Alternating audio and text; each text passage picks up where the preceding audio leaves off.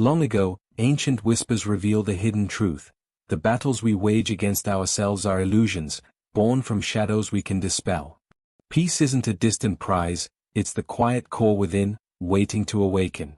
Before we dive in, share your time zone and where you're tuning from.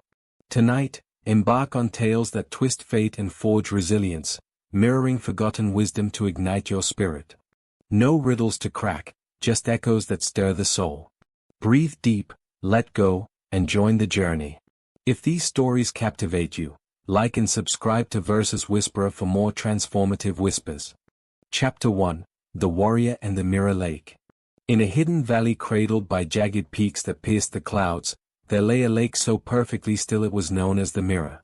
4 centuries, warriors, pilgrims, and lost souls had sought it out, drawn by ancient tales that claimed the lake revealed not your face, but your true heart. At the edge of this valley lived Keed, a samurai who had once been feared across 3 provinces. His blade had carved victory in 100 battles. His name alone had silenced war councils. Yet now, at 45 winters, he lived alone in a small hut of cedar and stone, sharpening no sword but his regret. Every dawn, Keed would descend the narrow path to the Mirror Lake. He no longer wore armor. His once proud topknot had been cut years ago. He moved like a man carrying an invisible weight, shoulders slightly bowed, eyes fixed on the ground. For 7 years he had come to this lake, sitting on the same flat rock, staring into the water. And every day the lake showed him the same thing: a warrior drenched in blood, eyes burning with rage, hands that could not stop trembling even in victory. The reflection never changed. The ghosts of those he had slain stood behind him, silent, accusing. No matter how long he sat, no matter how fiercely he willed the image to shift, the lake refused to lie. One crisp autumn morning, when the maple leaves burned crimson against the sky, an old wanderer appeared on the opposite shore. She called herself Myra. Her hair was white as mountain snow, her back bent like an ancient bow, yet her steps were light, almost playful. She carried no staff, no bundle, only a small clay cup tied to her belt. Keed watched her warily from his rock. Strangers rarely found this valley. Those who did usually left quickly, unsettled by what the lake revealed. Myra crossed the shallows on stepping stones as if she had walked them 1,000 times. She stopped a respectful distance away and bowed, not the deep bow of a servant, but the slight inclination of one equal to another. "May I sit?" she asked. Keed's hand drifted instinctively toward the short sword at his side, the only blade he still carried. Then he caught himself and nodded once. Myra settled on a nearby stone, untied her clay cup, and scooped water from the lake. She drank slowly, eyes closed, as if tasting something exquisite.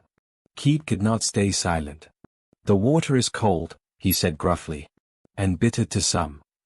Myra smiled without opening her eyes. Only to those who expect it to be sweet. She opened her eyes and gazed into the lake. Keed tensed, waiting for her to flinch, to gasp, to see whatever horror the water showed her. But Myra's face remained serene. "What do you see?" he demanded, voice rougher than he intended. "I see water," she replied simply. "Clear, deep, and perfectly still." Keed's breath caught. "That is all?" "That is everything." He leaned forward, anger rising like old fire. "Then the lake lies to you." "It has never lied to me. It shows me what I am, a killer. A man whose hands are stained forever. I see them every day. The blood.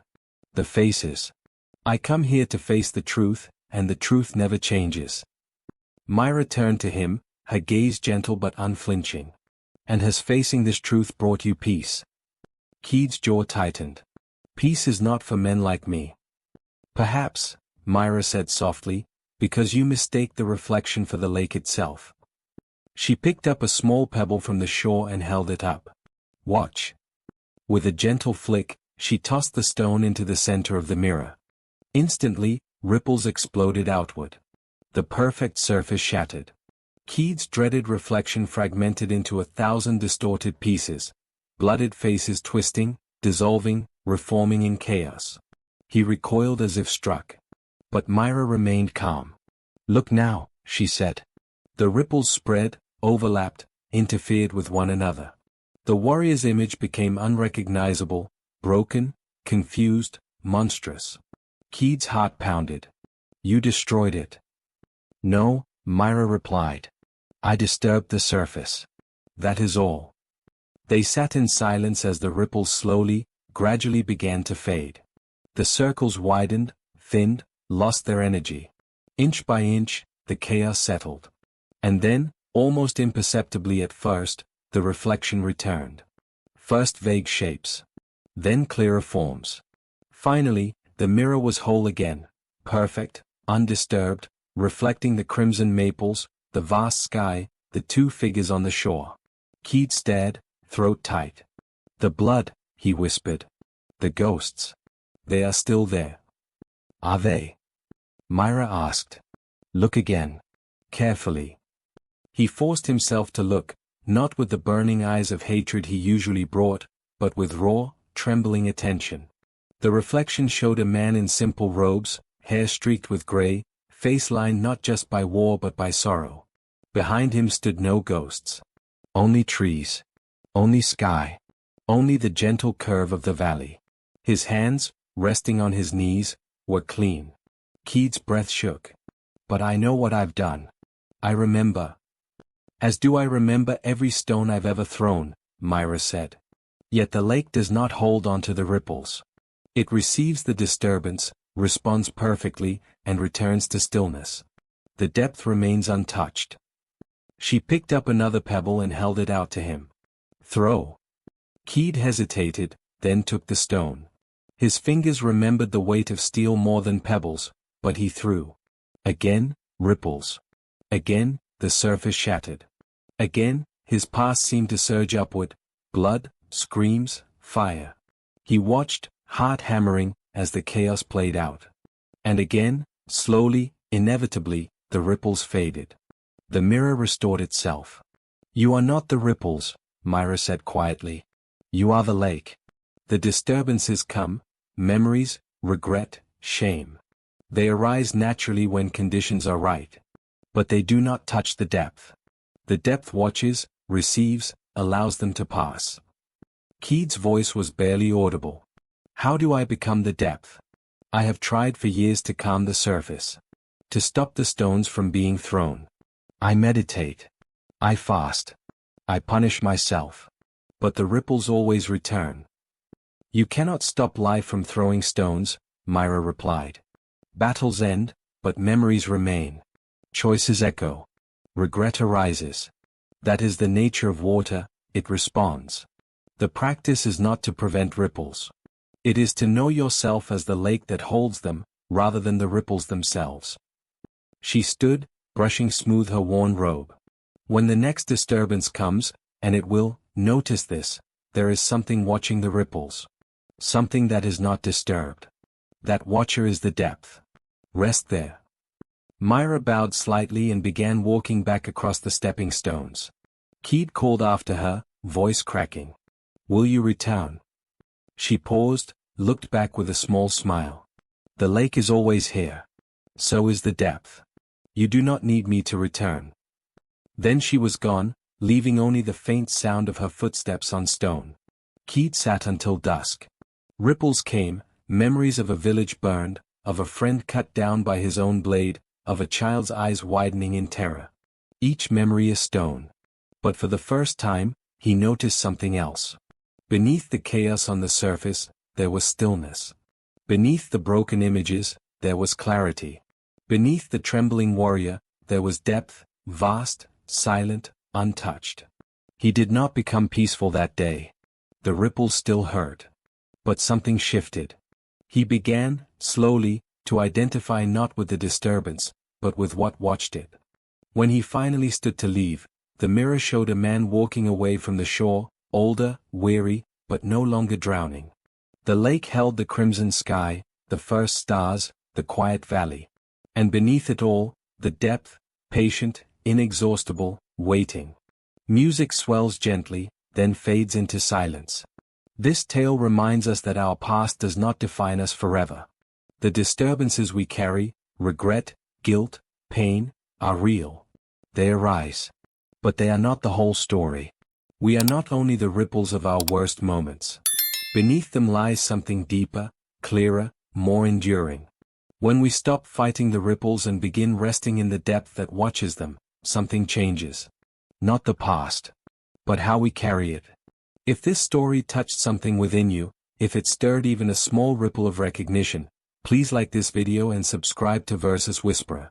Your support helps these ancient whispers reach more hearts in need of them. Turn on notifications so you never miss the next chapter. We continue this journey together. Good night.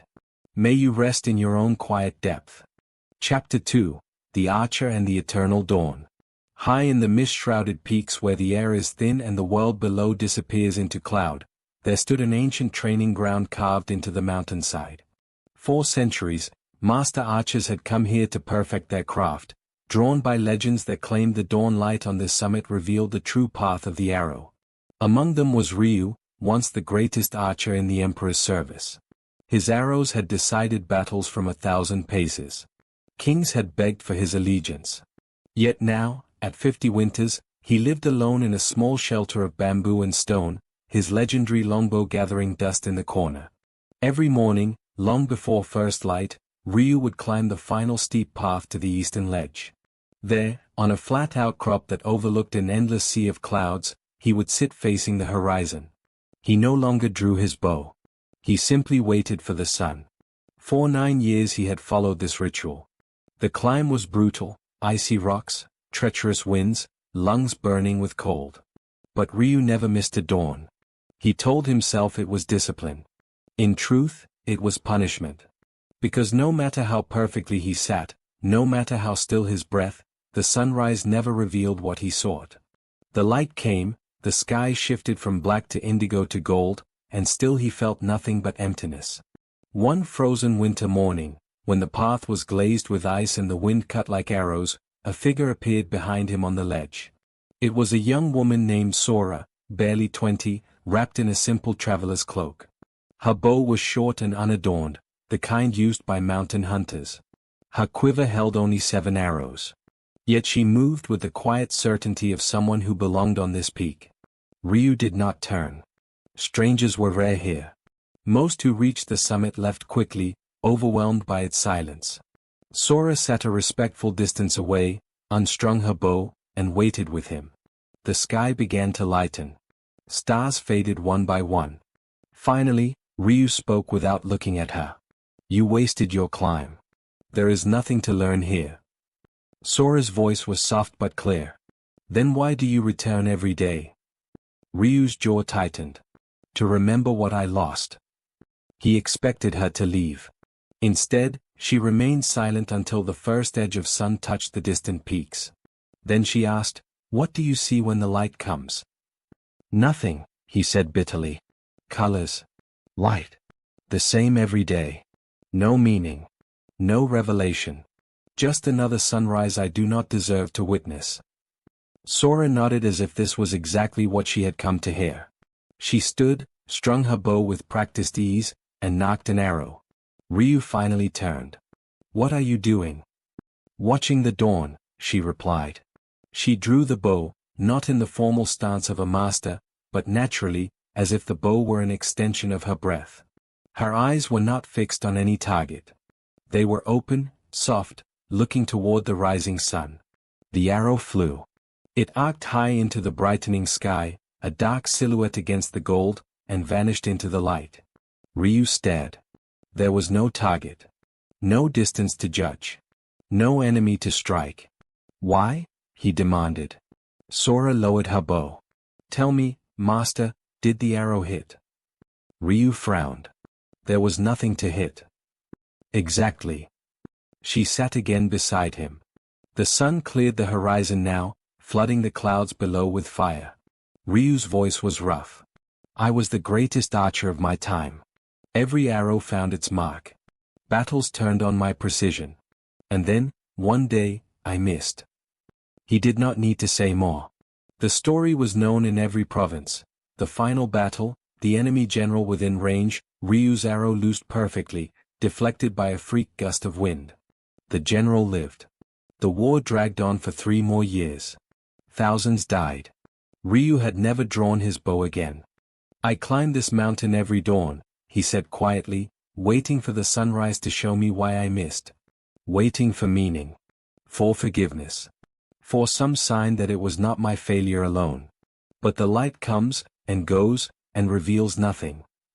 Sora listened without judgment. Then she asked, when you were the greatest archer, what did you see just before release? Ryu closed his eyes. The memory came instantly. Everything. The target. The wind. The distance. The breath of the enemy. I saw it all. And in that seeing, the arrow knew where to go. And now? Now I see nothing. I search for meaning in the light, for some grand pattern, some hidden truth that will explain the miss. And because I search so hard, I miss everything. Sora smiled gently. You are still trying to hit a target that isn't there. She stood and offered him her bow. Ryu recoiled. I swore never again. This is not your old bow, Sora said. And there is no target. Reluctantly, he took it. The wood was light, unfamiliar. The string hummed softly under his fingers. Stand, she said. He stood. Now, do not aim. Do not search for meaning. Just watch the dawn. Ryu faced the rising sun. The light was almost blinding now. Sora stood behind him. Feel your breath. Feel the string. Feel the mountain beneath your feet. Do not try to see anything special. Just see what is here. His arms trembled as he drew. Old habits surged. Calculate distance, read wind, find the mark. But there was no mark. He fought the urge to lower the bow. Sora's voice was barely a whisper. The arrow does not need to hit anything to fly true. Something in Ryu cracked. He released. The arrow soared, high, free, into the blazing light.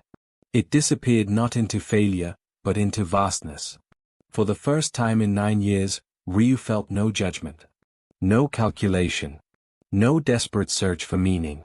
Just the flight. He lowered the bow, hands shaking. Sora took it back gently. The dawn does not reveal hidden truths, she said.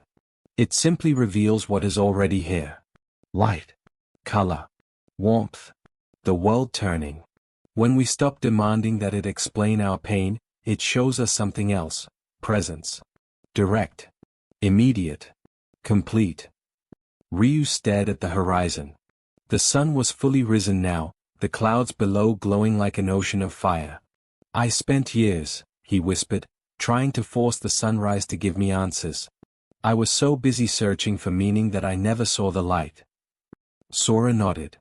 We miss the dawn not because our aim is poor, but because we are aiming at yesterday's target. She turned to leave. Ryu called after her. Will I see you again? She paused at the edge of the path. Every morning you climb this mountain, I am here. Not as a teacher, but as the one who reminds you to watch without waiting for revelation. Then she descended into the mist. Ryu remained until the sun was high. No grand insight came. No cosmic forgiveness. But something quieter settled in him. The next morning, he climbed again. And the next. He no longer waited for the sunrise to explain his past. He simply watched it arrive. Some days he drew the old hunter's bow Sora had left behind. Some days he did not. The arrow, when loosed, no longer needed to prove anything. It simply flew. Music swells with uplifting strings, then softens into quiet resolve. This tale whispers a fierce truth. We often miss the beauty and presence of this moment because we are still aiming at yesterday's target. Searching desperately for meaning in our pain, for answers that will finally make the past right. But the dawn does not owe us explanations. It offers something far more powerful, direct experience. Light without commentary. Life unfolding without needing to justify itself. When we release the demand for revelation, we finally see what has been here all along. If this chapter stirred the archer within you, if it loosened even slightly the string of old regrets, please like this video and subscribe to Versus Whisperer. Your support carries these stories higher, like arrows into the dawn. Turn on notifications, the next chapter awaits. Rest well. May tomorrow's light find you watching, not waiting. Chapter 3, the thief and the empty shore. Along a desolate stretch of coast where the sea met sheer cliffs, there was a small, forgotten island barely larger than a warrior's training ground. Rocky, windswept, with only a few twisted pines clinging to crevices and a single stunted cedar at its center, it had no harbor, no fresh water, no shelter. Fishermen avoided it. Smugglers feared its currents. Yet for centuries, whispers claimed that those who spent 3 nights alone on the empty shore returned transformed, or never returned at all. Cato had once been the most notorious thief in the capital. His fingers could open any lock, his footsteps left no trace, his smile disarmed guards faster than any blade. Palaces, temples, merchant vaults, he had taken treasures from them all. Gold, jewels, sacred relics. He told himself it was for survival. Later, for thrill. Finally, just to prove he could. But one night, 10 years ago, he had stolen the wrong thing, a small jade amulet from the private altar of a powerful lord. The theft sparked a manhunt that burned villages, executed innocents, and left rivers of blood in its wake. Cato escaped, but the weight of that chain of suffering followed him like smoke he could never outrun. Now 40, he lived as a wanderer, taking only what he needed, giving away most of what he earned. Yet sleep evaded him. Every closed eye brought faces, children orphaned because of the chaos his theft unleashed, families ruined. No amount of repentance erased them. One autumn evening, guided by old rumors, Cato paid a silent fisherman to row him to the empty shore. He carried only a waterskin, a small bundle of rice, and a worn cloak. No weapons. No tools. Nothing to steal, nothing to hide behind. The fisherman left him on the rocks as dusk fell. 3 nights, the man muttered. Then I return, if you still want to leave. Cato watched the boat disappear into the mist. Then he was alone with the wind and the endless sound of waves. The first night was torment. With nothing to do, nowhere to go, no lock to pick, no plan to devise, his mind became a thief in its own house. Memories stole in, the gleam of the jade amulet, the Lord's rage, the screams from burning homes. Guilt, shame, self-loathing, they circled like gulls, diving again and again. He paced the small island until his legs ached. He shouted at the sea until his voice broke. He tried to meditate as he had seen monks do, but every time he closed his eyes, the faces returned sharper.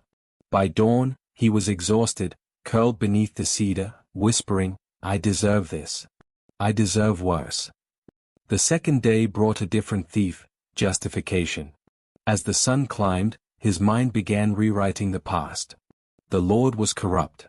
The amulet was already stolen wealth. The violence would have happened anyway. I was only one small link in a longer chain. He clung to these stories like driftwood, building a raft of excuses to float above the pain. For hours he argued with invisible accusers, defending himself, minimizing, bargaining. But the island offered no audience. The waves kept crashing, indifferent. The wind carried his words away. By evening, the stories felt thin, hollow.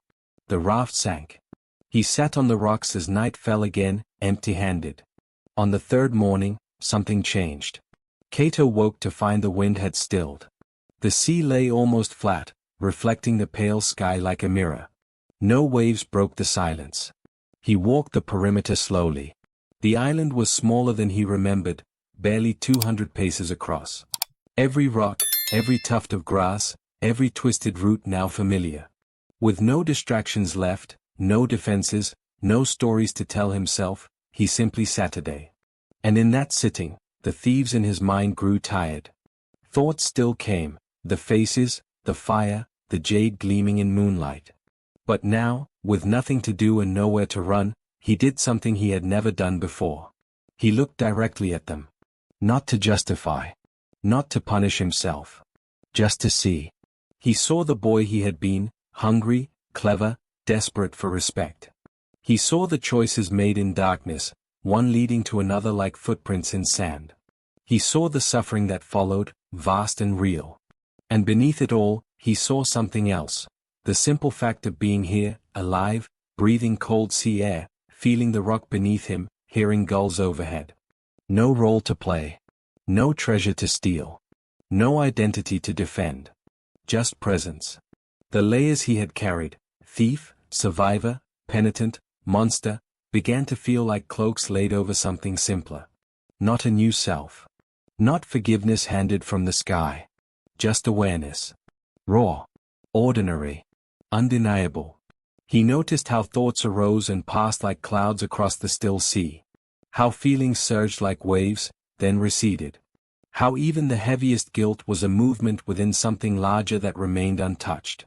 The island had taken everything from him. No distractions, no escape, no props for his stories. And in taking everything, it had left him with what could not be stolen. On the morning of the fourth day, the fisherman returned. Cato stood on the rocks, cloak whipping in the freshening wind. His face was weathered, eyes red from sleepless nights, but something in his posture had shifted, lighter, as if a burden had been set down not by force, but by recognition. The fisherman rowed close. "You coming?" Cato looked back at the island one last time. The cedar stood twisted but alive. The rocks gleamed with spray. The sea stretched endless in every direction. "Yes," he said quietly. As they rowed away, Cato asked, "Do many return changed?" The fisherman shrugged. "Some return. Some don't. The island doesn't change anyone. It just removes what was hiding them from themselves." Cato nodded. He understood now. The world would try to cover that simplicity again, with roles, regrets, stories, distractions. But he had touched something that could not be covered forever. Awareness itself. Empty of inherent identity. Vast enough to hold everything without being defined by any of it. Like the empty shore, it needed nothing added. Music rises slowly, waves building, flute weaving through, then resolving into deep stillness. This tale cuts to the heart of transformation. We search for a better self, a redeemed self, a self finally worthy of peace. We try to build it with good deeds, punish it with guilt, or hide it behind distractions. But the empty shore teaches something fiercer. True change is not about becoming someone new. It is about seeing what remains when all the layers, the thief, the hero, the failure, the penitent, are stripped away by silence and solitude.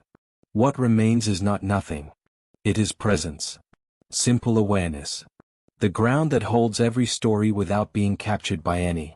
You do not need a physical island to touch this. Any moment of true stillness, when distractions fall away and you meet experience directly, reveals the same shore within. If this chapter echoed in the hidden places you carry, if it loosened even one old chain, please like this video and subscribe to Versus Whisperer. Your engagement helps these stories reach those still searching in the dark. Turn on notifications. The journey deepens with each chapter. Rest deeply tonight.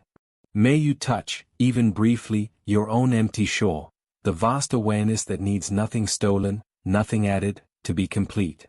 Chapter 4, The General and the Unyielding River. In a wide valley carved by centuries of relentless current, a great river ran swift and untamed. Its waters were born from distant snow peaks, gathering strength as they descended, carrying stones, trees, and the echoes of storms. Villages lined its banks, respecting its power, building no dams, no walls, only bridges high enough to let floods pass beneath. Here lived Takeshi, once the empire's most celebrated general. His strategies had turned impossible defenses into victories. His armies moved like the river itself, unstoppable, adapting to every obstacle. Yet after 30 years of war, he had retired to a simple hut overlooking the river, seeking the quiet he had never known on battlefields. But peace eluded him.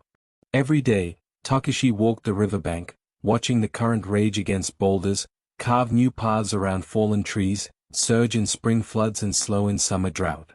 And every day, something in him resisted its lesson. He admired the river's power, yet feared its change. Good seasons brought fertile silt to fields, bad seasons washed away homes. Victories in war had felt permanent, defeats temporary. But life, like the river, refused such distinctions. One late summer afternoon, when the water ran high and wild after mountain rains, a wanderer appeared on the opposite bank. He was an old man named Ren, dressed in patched robes, carrying only a walking stick whittled from driftwood. Takeshi watched as Ren crossed the swaying rope bridge without hesitation, even as it bucked in the wind. Ren bowed when he reached Takeshi's side. "I have heard of the great general who now tends gardens instead of armies," Ren said. "May I walk with you?" Takeshi nodded curtly. He was not fond of visitors. Most came seeking war stories or strategic wisdom. Few understood his silence. They walked upstream along the rocky bank. The river roared beside them, white foam breaking over submerged stones. Ren spoke first. "You watch the river every day. What do you seek in it?" Takeshi's voice was gravel. "Order. Permanence. A way to hold what is good and push away what destroys." Ren smiled faintly. "And has the river taught you how?" "It teaches the opposite," Takeshi said bitterly. "It takes homes, changes course overnight, drowns the careless. It respects no plan." They reached a place where the river narrowed, forcing the current into a furious channel. Massive boulders stood in its path, ancient, immovable. The water crashed against them, spraying mist high into the air. Takeshi stopped. "See there. The river fights the stones. It rages, it erodes, but the stones remain. That is strength, standing firm against the flow." Ren studied the scene, then bent and picked up a smooth, palm-sized river stone. Its edges were rounded, its surface polished to a sheen. "This stone," he said, holding it out, "has been here longer than either of us. How many years do you think the river has flowed over it?" Takeshi shrugged. "Centuries, perhaps. Yet look how smooth it is. No sharp edges. No roughness left." He placed the stone in the current at their feet. The water immediately parted around it, swirling, caressing, flowing on without pause. "The river does not fight the stone," Ren said. "It accepts it completely. Flows around it. Embraces every contour. And in embracing, it shapes." Takeshi watched the water glide over the stone, unresisting, unstoppable. Ren continued. "The stone does not fight the river. It stands firm in its nature, solid, rooted. It allows the water to pass. And in allowing, it is shaped." He gestured downstream, where the river widened and calmed, depositing silt that nourished rice fields. "When you resist change, you are like a stone trying to dam the river. You exhaust yourself holding back what cannot be held. Suffering follows." Takeshi's fists clenched. "Some things must be held. Honor. Loyalty. The safety of those who depend on you. If I had accepted every change in war, I would have lost everything." Ren nodded. "And yet war ends. Armies disband. Victories fade. Even the greatest general cannot command the river of time." He picked up another stone, this one jagged, newly broken from the cliff above, and tossed it into the current. The sharp rock tumbled, caught in eddies, battered against others. It resisted the flow, fighting every turn. "See how it suffers," Ren said. "Banging, scraping, breaking itself smaller. All because it resists what the river offers." The jagged stone finally lodged against a larger boulder, stuck, creating a small dam of debris. Water backed up briefly, then surged over and around, dislodging it. The stone tumbled on, bruised and diminished. Takeshi felt the lesson strike deep. "I spent my life being the rigid stone," he said quietly. "Resisting loss. Clinging to victories. Trying to force outcomes. And when change came anyway, defeat, aging, retirement, it broke me harder." Ren placed a hand on his shoulder. "You are both stone and river, Takeshi. Rooted in your essence, awareness, presence, the unchanging ground of being. Yet flowing through circumstances that never remain the same." He pointed to the great boulders in the channel. "Their strength is not in fighting the water, but in allowing it. They remain themselves while everything flows around them. Over lifetimes, they become smoother, more beautiful, not despite the river, but because of it." Takeshi stared at the polished boulders, gleaming in the spray. "How do I practice this?" he asked. "When loss comes, death of friends, fading strength, the world changing without me, how do I not resist?" Ren smiled. "Notice both. The part that wants to cling, that is natural. But also notice the awareness watching the clinging. That awareness is the stone, stable, unmoved by the current of emotions and events. He stepped into the shallows and let the water rush around his ankles. And when you feel rigid, fixed, unyielding, notice how your experience is actually flowing. Thoughts change. Feelings shift. Sensations come and go. You are always the river, even when you feel like stone. They stood in silence as the sun lowered, turning the water gold. Takeshi felt something loosen inside him, a lifelong tension between holding on and letting go. One more thing, Ren said as they turned back.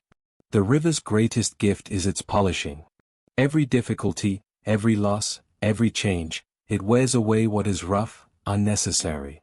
Not to destroy you, but to reveal the smoother truth beneath. That night, Takeshi sat by the river long after dark, listening to its endless voice. Change came, as it always did, a friend's death the following spring, a flood that took part of his garden, his own strength waning with age. Each time, the old resistance rose. But now he noticed the awareness beneath it, steady as the ancient boulders, allowing the current to pass. And gradually, almost imperceptibly, the rough edges of his heart smoothed. Not broken by the river. Polished by it. Music swells with the steady power of flowing water, then resolves into deep, accepting silence. This tale flows to the core of our struggle. We crave permanence in an impermanent world. We resist change, clinging to what feels good, pushing away what hurts. Yet the river teaches a fiercer wisdom. True strength is not rigid opposition to life's flow. It is rooted stability that allows movement. The unyielding core of awareness that remains untouched while thoughts, emotions, circumstances rush through. When we stop fighting the river, when we allow it to shape us, we are not weakened. We are refined. The difficulties of life become the patient current that polishes away roughness, revealing something smoother, clearer, more essentially true. You are both the stone and the river. Rest in the stone when the current rages. Flow with the river when rigidity binds you. If this chapter moved something within you, if it softened even one sharp edge, please like this video and subscribe to Versus Whisperer. Your support keeps these ancient currents alive for those still fighting the flow. Turn on notifications, the next chapter carries us deeper. Rest well tonight. May you feel the steady depth beneath whatever flows through you. Chapter 5, The Empress and the Twin Lights. In a high valley ringed by ancient stone walls, an old palace stood half-ruined, its tiled roofs open to the sky. Once it had been the seat of emperors, now only wind and moonlight moved through its halls. Here lived Akira, the last empress of a fallen dynasty. At 48, she carried herself with the dignity of one who had commanded nations, yet her eyes held the weariness of someone forever at war with herself. She had ruled wisely in her time, building schools, ending famines, forging peace. Villages still spoke her name with gratitude. But within her, two voices never ceased arguing. One voice celebrated her light, her compassion, her courage, her vision that had saved countless lives. This voice she honored publicly, in ceremonies and decrees. The other voice whispered of her shadow, the ruthless decisions, the enemies crushed, the compromises that left blood on quiet hands, the cold ambition that had sometimes silenced mercy. This voice she buried deep, ashamed, fearing that if it were seen, all her good would be tarnished. Every evening, Akira climbed the cracked stone steps to the palace's highest terrace. From there she could watch the sky shift from day to night.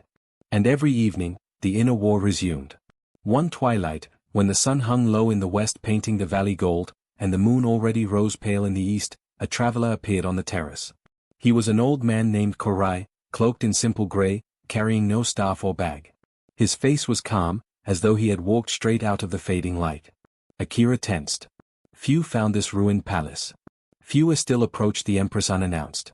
Yet Korai bowed with quiet respect and stood beside her, gazing at the sky. For a long while, neither spoke. Then Korai said softly, "The sun and moon share the sky tonight.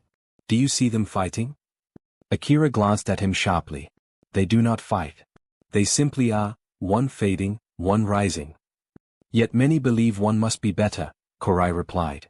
"Day people praise the sun for warmth and growth. Night people praise the moon for rest and mystery. Each side claims the other is lesser." Akira's voice tightened. "Some qualities are better. Compassion over cruelty. Generosity over greed. Light over darkness. Korai nodded. And yet without darkness, how would we see the stars? Without night, how would the day-weary rest? Without winter, how would spring be cherished? He turned to her fully. Tell me, Empress, when the sun rules alone, does the world thrive completely? Akira thought of endless summer days, crops burning, rivers drying, people exhausted by unrelenting heat. No, she admitted. And when the moon rules alone? She pictured endless winter nights, fields barren, spirits low, the cold seeping into bones. No. Korai gestured to the horizon where the last arc of sun touched the mountains, while the full moon already cast silver across the eastern sky. Right now, both lights are present. Neither cancels the other. The sun gives its final warmth. The moon offers its cool clarity. Together, they create this moment, neither pure day nor pure night, yet complete. Akira felt the inner voices stir. I have done great good, she said quietly. And I have done necessary evil. I celebrate one and despise the other. I try to strengthen the light and destroy the shadow. But the shadow never dies. I am forever divided. Kurai's eyes held gentle understanding. You are like those who believe the sun must banish the moon forever. Or the moon must eclipse the sun. But the sky is large enough for both. He told a quiet story. Long ago, the sun grew proud. I bring life, it declared to the moon. I make flowers open, rivers flow, people work and laugh. Without me, all would freeze in darkness. I am essential. The moon listened without reply. Then it spoke. You give warmth, yes. But you also scorch the earth.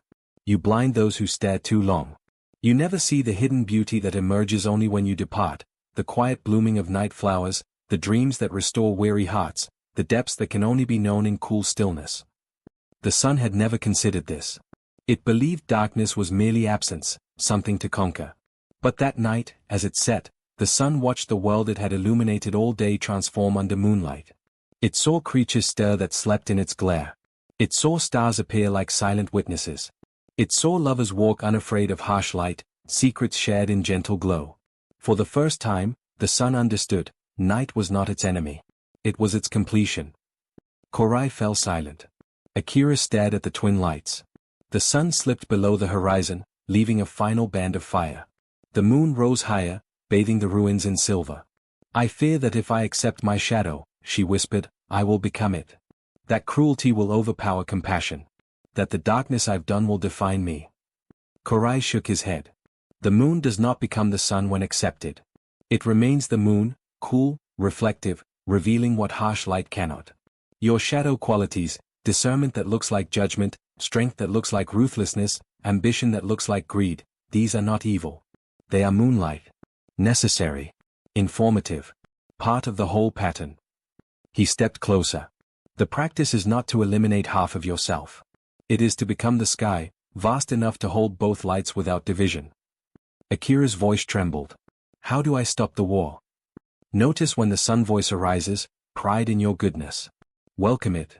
Then notice when the moon voice arises, shame at your flaws. Welcome it too. Ask each, what do you show me that the other cannot? She closed her eyes. Memories came, the mercy that ended wars, and the decisive strike that made mercy possible. The compassion that fed nations, and the ambition that built the storehouses. The light and shadow intertwined, inseparable. For the first time, she did not push one away. Something vast opened within her, not resolution of the conflict, but space for both. When she opened her eyes, the sun had fully set. The moon ruled the sky, bright and unapologetic.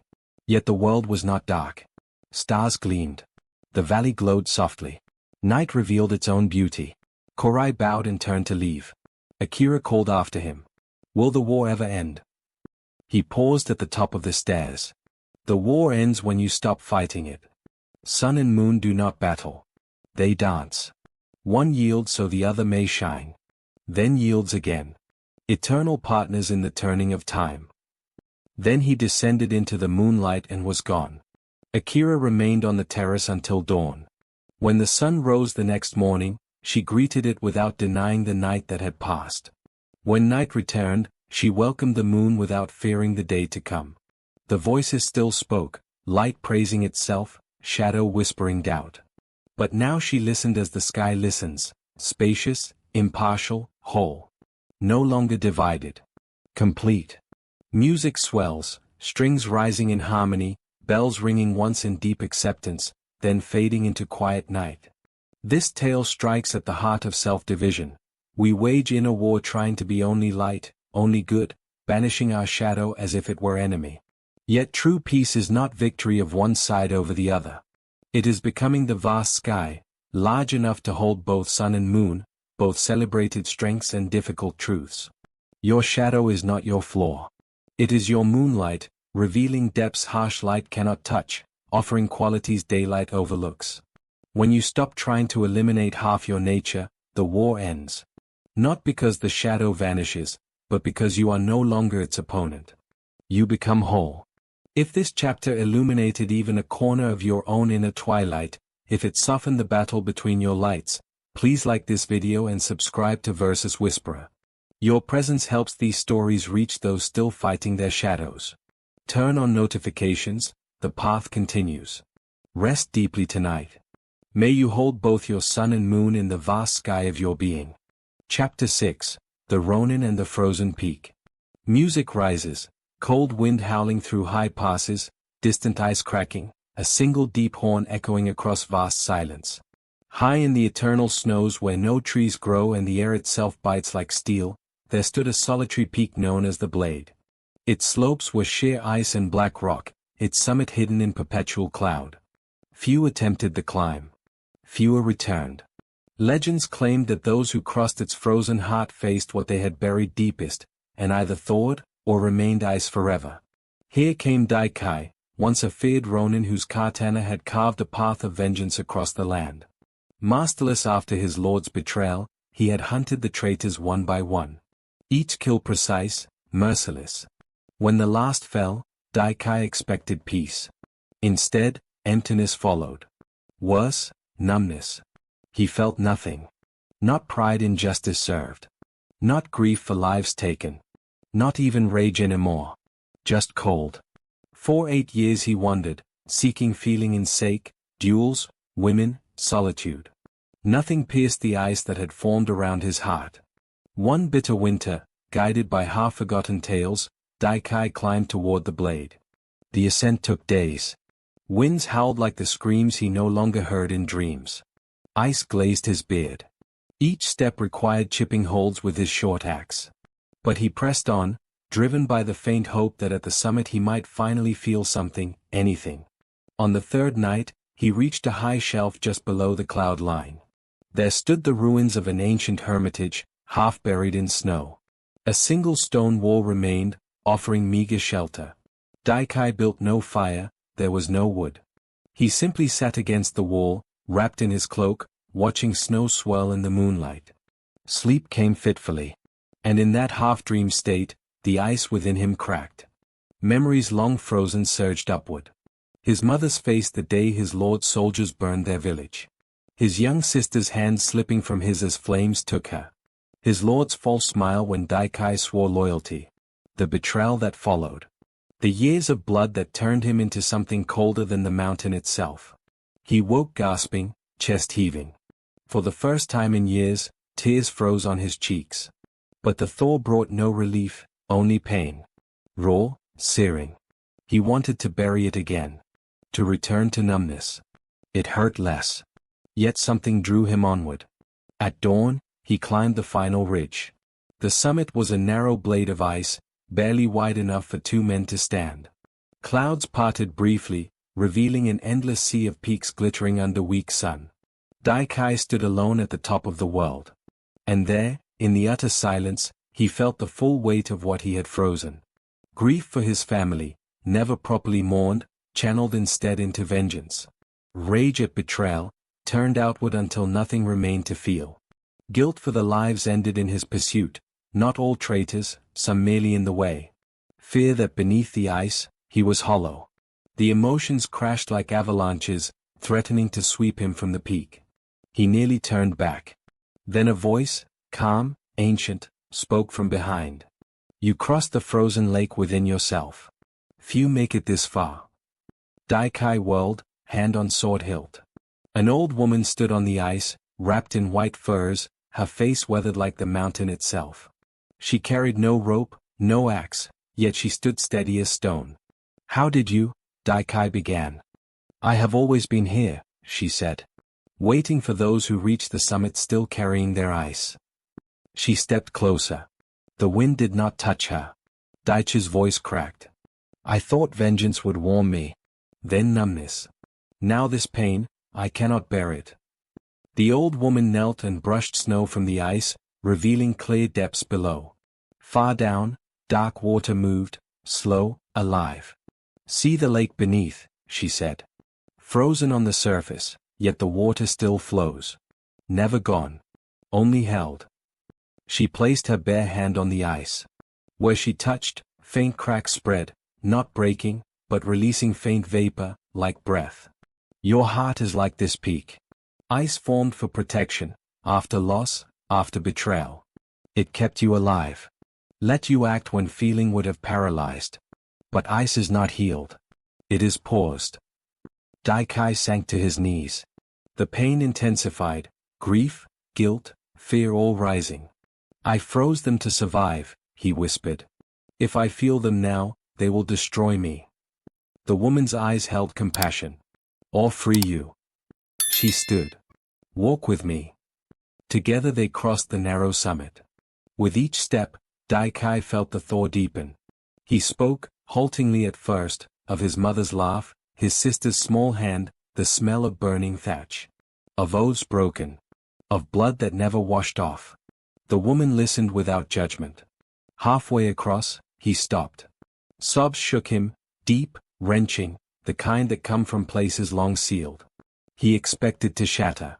Instead, something else happened. As tears fell and froze on the ice, warmth spread through his chest. Not comfort, but aliveness. The pain did not vanish.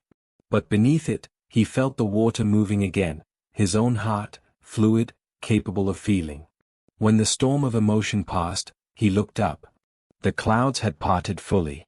Sunlight struck the peak, turning ice to diamond. The old woman smiled. "You did not break the ice with force.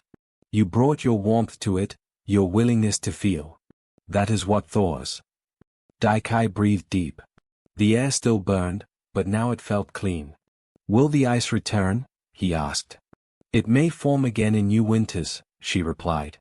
"But now you know, beneath it, the water flows. You are not the frozen surface.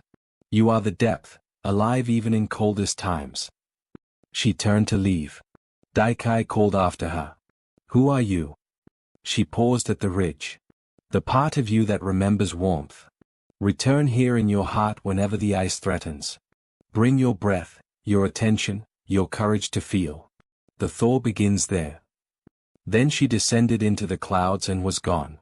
Daikai remained on the summit until night. Stars appeared, more than he had ever seen. The pain lingered, but now it moved through him like slow water under ice. When he finally descended days later, he moved differently. Not healed completely, the losses remained, the guilt, the memories. But no longer frozen. He could feel the cold without becoming it. Music swells, wind softening, ice cracking gently, resolving into deep, living silence. This tale pierces the armor many of us wear.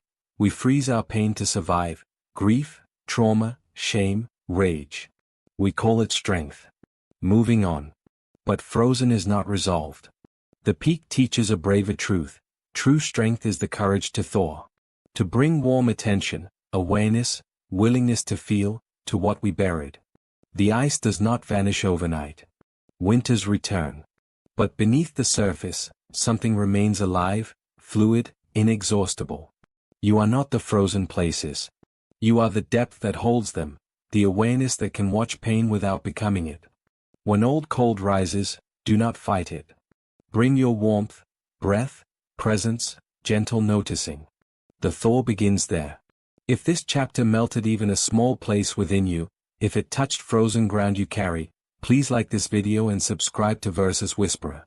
Your light helps these stories reach those still locked in winter.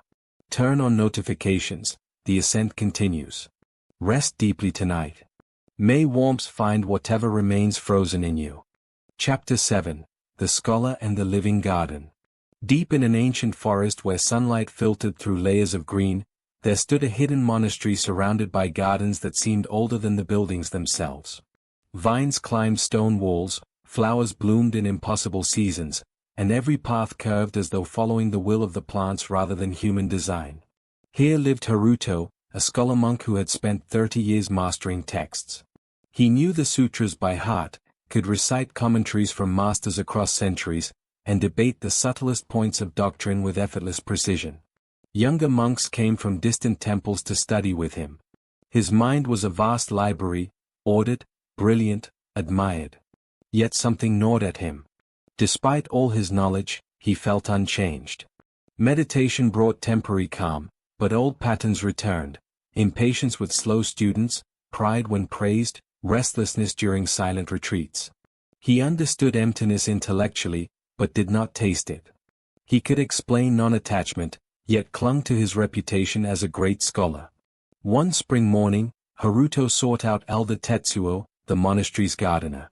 Tetsuo was nearly 70, his back bent from decades of labor, his hands permanently stained with earth.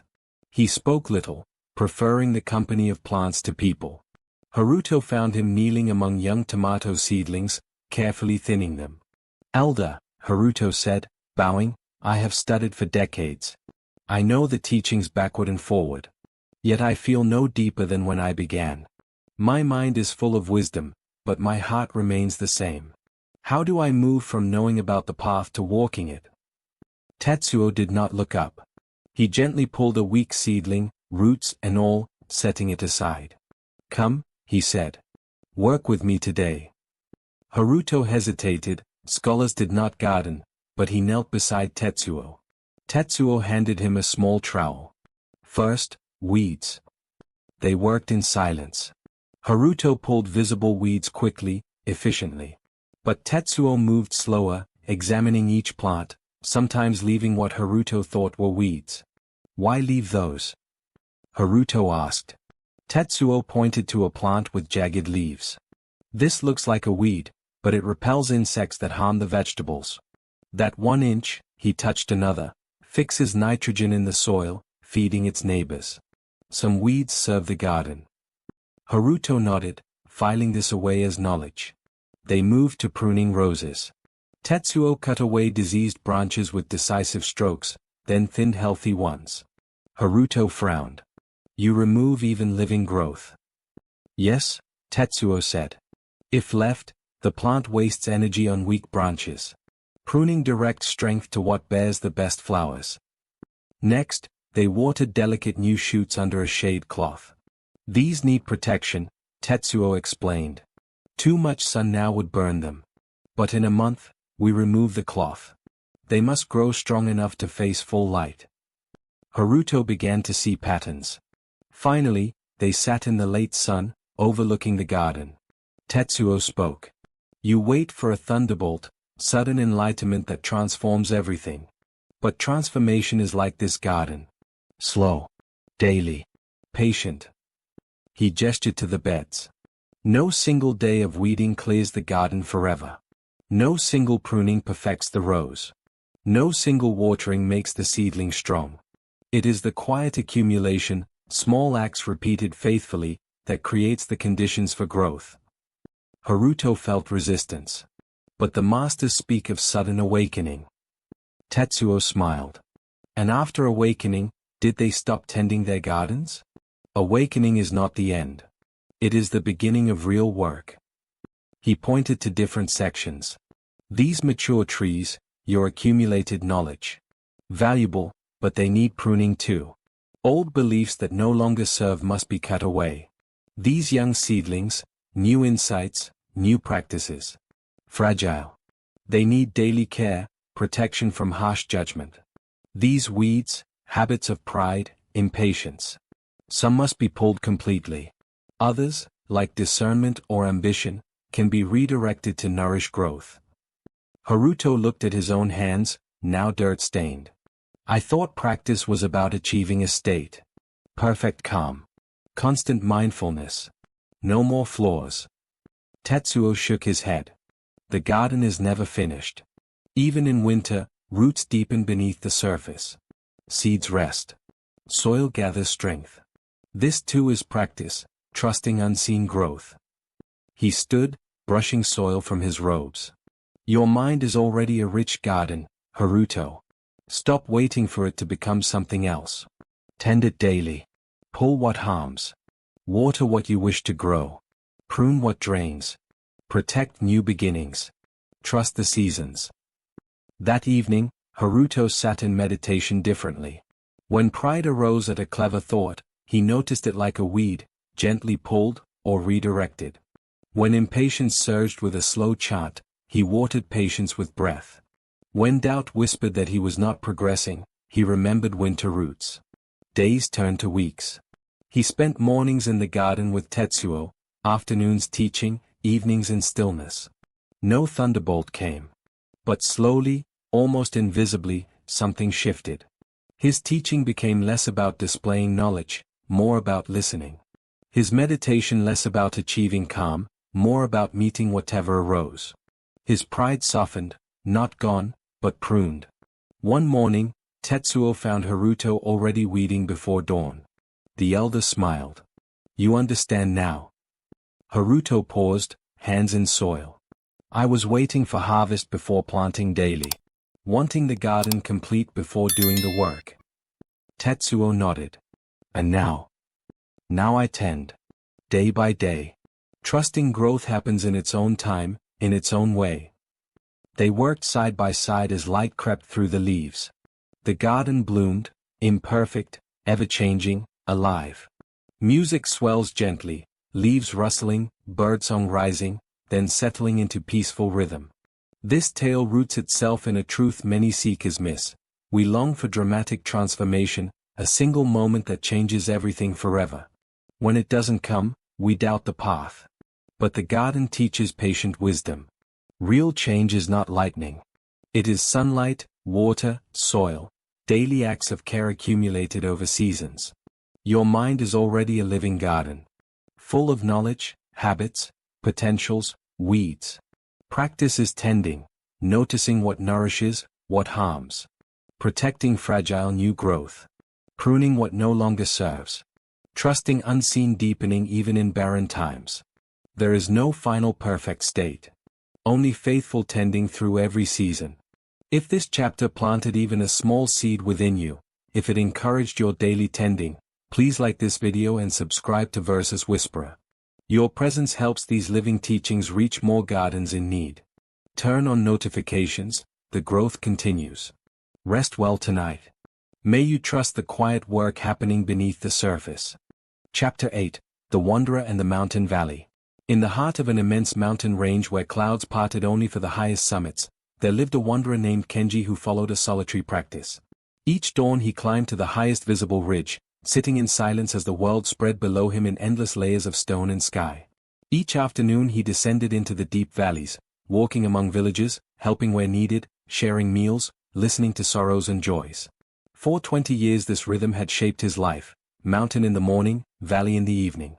He sought no monastery, no master, only the balance between height and depth.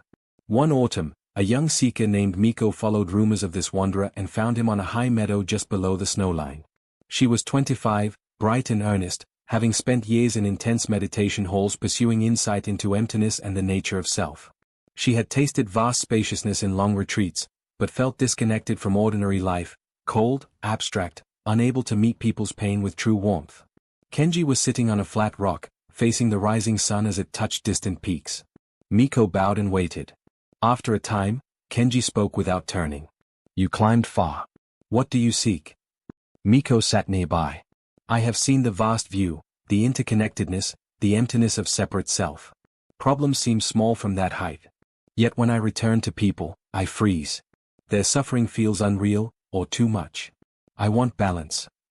Kenji nodded. Then climb with me tomorrow. And descend.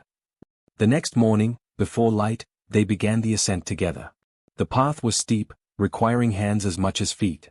Miko's breath burned in the thin air, but Kenji moved steadily, unhurried. At the summit ridge, they sat as the sun rose. Below them, valleys lay hidden in mist. Rivers were invisible threads. villages mere specks. Kenji spoke softly. From here, what do you notice? Miko closed her eyes, then opened them. Everything connected. Weather forming far away affects the whole. Individual struggles, tiny movements in a vast pattern. My own story feels small, almost illusory. Yes, Kenji said. This view prevents us from drowning in personal drama. We see suffering arises from conditions, not as unique punishment. It brings spaciousness.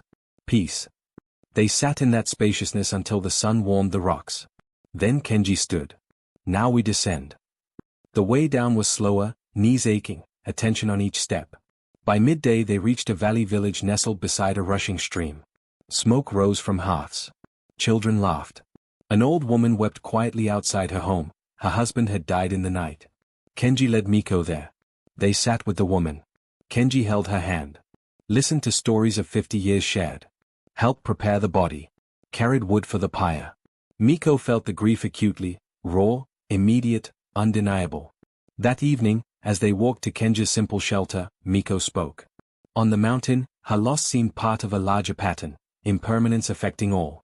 But here, it is her entire world. How can both be true?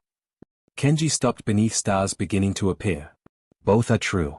Neither complete alone. He gestured upward to the dark peaks now silhouetted against the sky. Some stay only on the mountain. They touch vast awareness, see through the illusion of separate self. But they grow cold. Suffering becomes ultimately unreal, so compassion withers. They have height without warmth. Then he pointed to the village lights glowing in the valley. Others stay only in the valley. They serve endlessly, feeding the hungry, sitting with the dying. But without the high view, they drown in details. Endless need exhausts them. They burn out. Miko listened, feeling the truth settle. Kenji continued. The full path moves between. Morning on the mountain, remembering vastness, refreshing perspective, preventing obsession with personal story. Afternoon in the valley, giving full heart to this moment, this person, this pain, as if it were the only reality. Over the following weeks, Miko followed the rhythm. Mornings, climbing high, sitting in expansive silence. Touching the impersonal vastness where individual sorrow dissolved into larger patterns. Afternoons, descending into particular lives. Helping repair a roof after storm. Holding a child fevered in the night. Sharing tea with lonely elders. Gradually, balance grew. In the valley, the morning spaciousness kept her from drowning. She could hold grief without being consumed, knowing it arose and would pass. On the mountain, the afternoon's warmth kept her practice human. She carried faces, stories, the weight of real tears into the vast view, preventing detachment from becoming indifference. One evening, after a day spent comforting a family whose harvest had failed, Miko and Kenji sat watching stars emerge. I understand now, she said quietly. The mountain gives perspective so I can serve without burning out. The valley gives heart so my insight does not grow cold. Kenji smiled. And notice, each nourishes the other. Height without depth becomes barren. Depth without height becomes swamp. Miko felt wholeness settle, not as a final state, but as movement. Fluid. Alive. Years later, others would speak of the wanderer who moved between mountain and valley, teaching not with words but with rhythm. Some tried to stay only on one or the other. But those who followed the full path discovered a practice both wise and warm, vast enough to hold the impersonal truth, grounded enough to meet each tear as sacred. Music swells, horns echoing across peaks, then softening into valley stillness. This tale reveals the heart of complete practice. We often choose one perspective, vast detachment or engaged compassion, as if they opposed each other. But wholeness lies in movement between. The mountain view, seeing interconnection, impermanence, the constructed nature of suffering, prevents us from being lost in drama or overwhelmed by need. The valley engagement, meeting this moment, this person, this pain with full presence, prevents insight from becoming cold abstraction. One without the other is incomplete. Stay only in vastness, wisdom without heart. Stay only in particulars, heart without wisdom. Move between, wisdom that serves, heart that endures.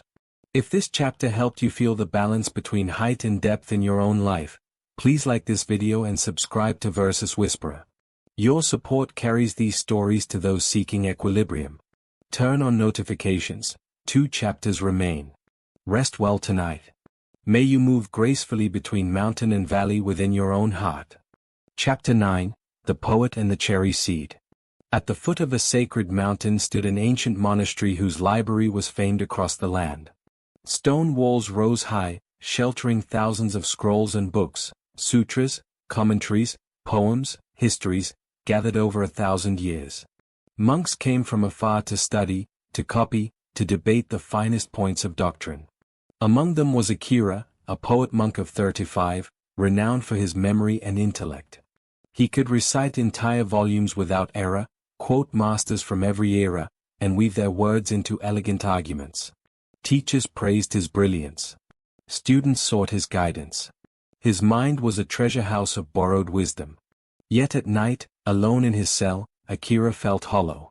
All the knowledge he carried seemed like echoes, beautiful, precise, but not his own voice. He understood awakening through descriptions, but had never tasted it. He feared that beneath his learning lay only emptiness, and that if he stopped accumulating words, nothing real would remain. One winter afternoon, Akira approached Elder Jiro, the monastery's quiet abbot. Jiro was 70, his eyes clear as still water, his presence unassuming. He spent little time in the library, preferring the small courtyard where a single cherry tree grew. "Master," Akira said, bowing deeply, "I have studied for 20 years. I know the teachings of every great mind. Yet I remain unchanged, proud when praised, anxious when forgotten, restless in silence. How do I turn knowledge into genuine understanding?" Jiro studied him for a long moment, then reached into his sleeve and drew out a single cherry seed, small, hard, unremarkable. He placed it in Akira's palm. "This will be your teacher," Jiro said. Akira stared, confused. "A seed?" Jiro nodded. "Plant it. Tend it. Learn from it. When you understand what it has to show you, return." Akira wanted to protest. This seemed beneath a scholar, but respect silenced him. He found a sheltered corner of the courtyard, dug a small hole in the frozen soil, and planted the seed. He marked the spot with a stone. Days became weeks. Nothing happened. The ground remained bare. Akira continued his studies, but each morning he checked the spot, watering even when snow covered it. Weeks became months. Spring arrived, snow melted, other cherries bloomed across the mountain, yet his seed showed no sign. Impatience grew. Perhaps the seed is dead. Perhaps the teaching is that some things never grow. Still, he watered. He protected the spot from careless feet. One summer morning, 3 months after planting, Akira knelt to weed the courtyard and noticed the tiniest green shoot pushing through the soil, fragile, pale, barely visible. Joy surged, followed immediately by analysis. The seed was dormant. Roots formed unseen. Energy gathered in darkness. He rushed to tell Jiro. The abbot was sitting beneath the old cherry tree, drinking tea. "The seed has sprouted," Akira said, breathless. Jiro smiled faintly. "Has it? Or did it begin growing the day you planted it?" Akira paused. "Below the surface, yes. Unseen." Jiro nodded. "And what else have you noticed?" Akira reflected. In the months of tending bare soil, something in him had shifted. His usual mental commentary, the constant comparison to great masters, the pride in recitation, the fear of being ordinary, had quieted, not from effort, but from the simple daily act of caring for something that showed no result. He had watered without expectation of praise. He had protected the spot without anyone noticing. He had continued when doubt whispered it was pointless. "I waited for visible progress," Akira said slowly. "For proof that my practice was working. But the real growth was happening where I could not see, in patience, in humility, in doing the work without reward." Jiro offered him tea. Knowledge is like the seed before planting, full of potential, but dormant. It can be recited, debated, admired. Yet until it is planted in the soil of direct experience, it remains only potential. He gestured to the sprout. Your studies gave you the seed, perfect, complete. But seeds cannot skip the darkness. They must soften, crack, send roots into unknown depths. Only then does the tree emerge. Akira asked, how do I plant the teachings in my own experience? Gyro replied, stop checking for growth. Stop comparing your sprout to ancient trees. Each day, simply tend, notice what is actually here, thoughts, sensations, emotions, without immediately clothing them in borrowed words. When pride arises, do not quote a sutra about pride. Meet the feeling directly. When fear of emptiness comes, do not recall descriptions of true nature. Rest in the not knowing. This direct meeting, this is the soil. This is how you fill your own empty book. Akira bowed deeply. Years passed. The cherry tree grew slowly, first a sapling, then a slender trunk, then branches spreading delicate leaves. Akira continued tending it, but his real tending was inward. He still read, still taught, but now as nourishment, not identity. When students asked profound questions, he sometimes answered with silence, inviting them to meet their own experience. One spring, the young tree bloomed for the first time, pink petals drifting like snow in the courtyard. Akira sat beneath it with Gyro, now frail but serene. I understand, Akira said quietly. I came filled with others' words, proud of my collection. But true wisdom is not accumulated. It is discovered, fresh, personal, born from direct seeing. Gyro nodded. The seed teaches humility. No matter how much it knows about being a tree, it must still surrender to darkness, time, conditions. It cannot force blooming. So too with us. We provide the conditions, daily attention, honest meeting of experience, and trust the natural unfolding. Petals fell softly around them. Akira smiled. I thought I needed more knowledge. But I needed less clinging to what I already knew, more space for what only my own life could reveal.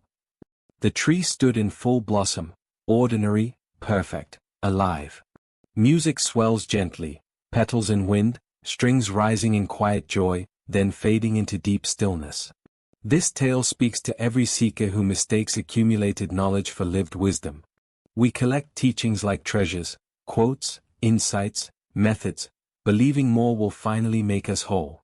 But the seed reveals a humbler truth. Knowledge has potential, yet remains dormant until planted in direct experience. Real understanding arises not from adding more words, but from meeting life freshly, without the constant filter of what we've read or heard. Trust the darkness. Tend daily without demanding visible growth. Your own empty book awaits, not to be filled with copies, but with honest marks from your unique journey. The tree that grows is yours alone. If this chapter cracked even a small shell around your accumulated knowing, if it invited you toward your own direct seeing, please like this video and subscribe to Versus Whisperer. Your presence helps these seeds reach more hearts ready to plant. Turn on notifications. One final chapter remains. Rest deeply tonight. May something within you soften, root, and begin its quiet growth. Chapter 10. The Painter and the Hidden Well. Along a remote stretch of coast where cliffs rose sharp from the sea, a small village clung to the land. At its heart stood an ancient stone well, its mouth wide encircled by weathered rock. 4 generations it had given clear, cold water, sweet in drought, steady in storm. Villagers drew from it daily, yet few thought of the hidden spring far below that fed it without cease. In a modest house overlooking the well lived Master Sohei, a painter of 70 winters. His scrolls, simple scenes of sea, sky, village life, were prized across provinces for their quiet depth. People said his brush captured what eyes usually missed, the aliveness beneath ordinary things. Yet few knew Sohei's daily practice. Every morning before light, while the village slept, he walked to the well carrying an old wooden bucket on a hemp rope. He lowered it slowly, hand over hand, until, far below, the soft splash told him it had reached the water. Then he drew it up, heavy with the day's first gift. He never hurried. Never spilled a drop. The act was complete in itself. One spring dawn, a young painter named Ray arrived from the capital. At 28, she was already famous for intricate temple murals, dragons coiling through clouds, bodhisattvas radiant with gold. Critics praised her skill, her imagination, her dramatic vision. But Ray felt empty. Her paintings dazzled, yet left her cold. She chased ever grander subjects, more elaborate techniques, hoping the next masterpiece would finally touch something real. Instead, exhaustion grew. Hearing of Sohei's quiet mastery, she traveled to learn his secret.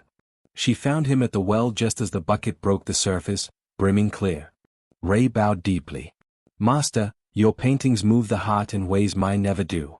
I have technique, vision, acclaim, yet my work feels distant. Teach me how to paint what truly lives." Sohei studied her for a long moment, then handed her the dripping bucket. "Draw water with me tomorrow before dawn." Ray frowned. This was not the teaching she expected, but she nodded. The next morning, in darkness, they stood at the well. Sohei gestured for her to lower the bucket. Ray gripped the rope and let it down quickly. The bucket hit the water with a loud splash, swung wildly, half-emptied itself on the walls. When she hauled it up, it came only 3/4 full, spilling more on the stones. Sohei said nothing. He simply took the rope and lowered his own bucket, slowly, steadily. The descent was silent. The splash gentle. The ascent smooth. The bucket emerged perfectly full, not a drop lost. They repeated this each morning for a week. Ray's bucket always came up wanting, spilling, swinging, half-empty. Sohei's always brimmed. Finally, frustration broke her silence. "Master, why teach me to draw water? I came to learn painting." Sohei smiled. "And what do you think I paint?" He led her to his studio. Scrolls lay unrolled, a single wave curling, a fisherman's weathered hand, moonlight on the well stones. Each brushstroke spare, yet alive with presence. "These are not inventions," he said. "They are what remains when I draw from depth." He returned to the well with her at midday, when sun struck straight down the shaft. "Look," he said. Ray peered over the edge. Far below, darkness. Only faint glimmers hinted at water. "The surface is easy," Sohei said. "Puddles after rain, streams on the cliff, quick to reach, quickly mudded, quickly dry. Many painters draw from there. Their work is flashy, dramatic, but shallow. It dazzles briefly, then evaporates." He lowered the bucket slowly. "The deep well requires effort. You must let go of hurry. Feel the weight change as you descend through empty air. Listen for the moment water is touched. Draw up without forcing, without spilling what has been given." The bucket rose full, gleaming. "This water is always pure," he continued. "Filtered through stone, cooled by earth, fed by a spring no eye has seen. It never runs dry because it comes from depth." Ray began to understand. "My paintings," she whispered, "are puddle water, loud, colorful, quickly gathered from surface impressions. They impress, but do not quench." Sohei nodded. "To paint from depth, you must practice reaching depth." He taught her simply.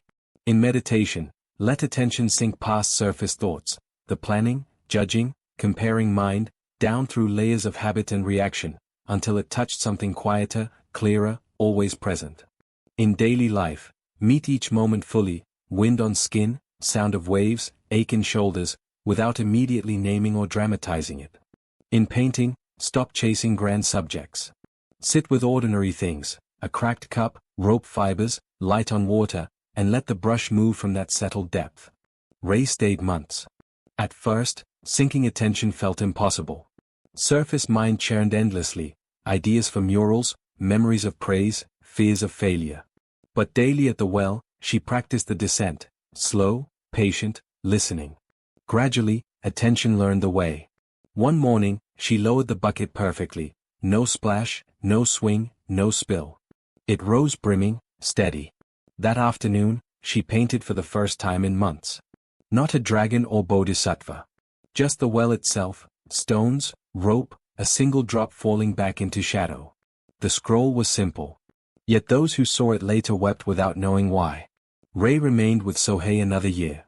When she finally left, she carried no new techniques, only the daily practice of reaching depth. Her later paintings became quieter, more ordinary in subject. Yet they quenched something deep in those who beheld them. Because they were drawn from the hidden well, the inexhaustible source beneath surface turmoil. The source that was always there, waiting for the bucket to descend far enough. Music swells, waves deepening, rope creaking softly, then resolving into profound, refreshing silence. This final tale reveals the essence of all that came before. We chase surface brilliance, dramatic insights, grand experiences, elaborate techniques, hoping they will finally satisfy. But true depth is quieter, closer, always available. It asks only that we lower the bucket, release hurry, sink past surface chatter, touch the clear awareness beneath. Not once, but daily. From that depth, whatever arises, painting, speaking, listening, living, carries the taste of something pure, steady, alive. The well is within you. The water never runs dry. You need only practice the slow, faithful descent. If this journey of 10 chapters has touched the hidden spring within you, if even one story helped you lower your bucket a little deeper, please like this video and subscribe to Versus Whisperer. Your presence keeps these whispers alive for hearts still searching at the surface. Turn on notifications, new journeys begin soon. Thank you for walking this path with us. Rest deeply tonight. May you draw from your own inexhaustible depth, now and always.